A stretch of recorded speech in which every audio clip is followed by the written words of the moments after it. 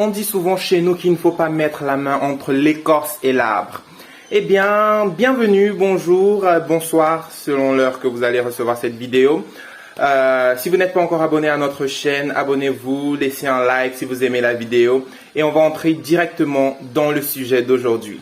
Eh bien, comme je le disais en titre, les sanctions commencent déjà à tomber pour l'Algérie. En réalité, comme à ses habitudes, l'Algérie est en train de démentir et il y a une petite guerre médiatique.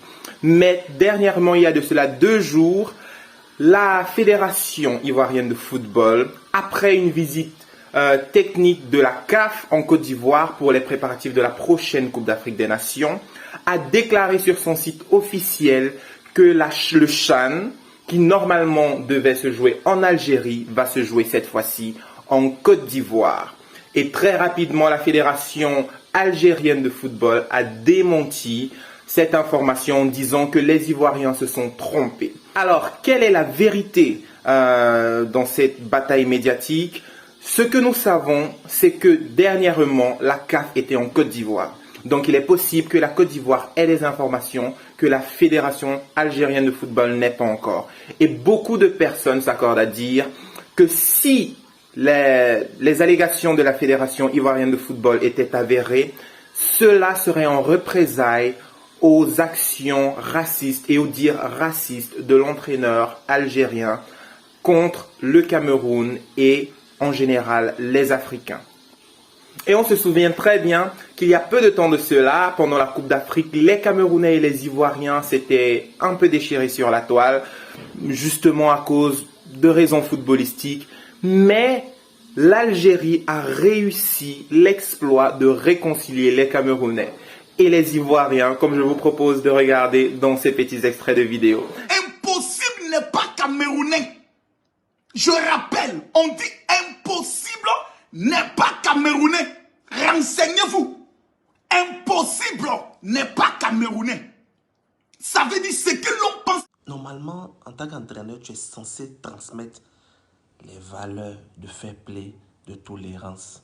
Tu n'es pas censé dire ce que tu es en train de dire là.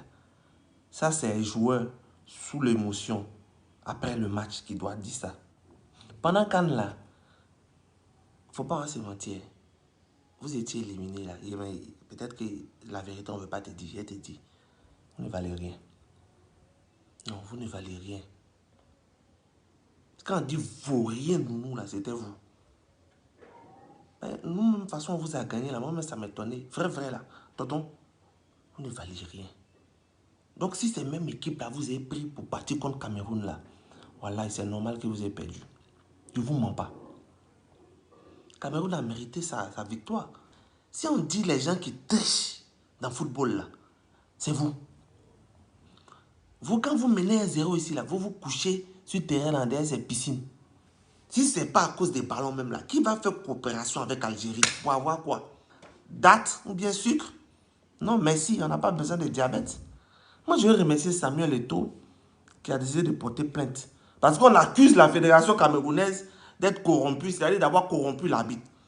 Le TAS doit statuer sur ce cas-là. Et ce monsieur-là, il ne doit plus pratiquer le football ici en Afrique. Parce qu'il n'est pas bon. C'est vrai qu'on s'amusait un peu les Camerounais pour dire, ouais, vos terrains ne sont pas bons pendant la CAN là. Mais ce n'est pas dit que vous étiez trop fort. Hein. Cameroun a mérité sa victoire. Ils ont mérité leur qualification. Si vous, tu n'as rien à dire là, tu demandes pardon à ton peuple et puis tu te tais. Merci de l'avoir suivi. Je te donne rendez-vous pour une prochaine vidéo. Et si tu n'es pas encore abonné, abonne-toi. C'est gratuit. Donne un like et partage cette vidéo. Ciao.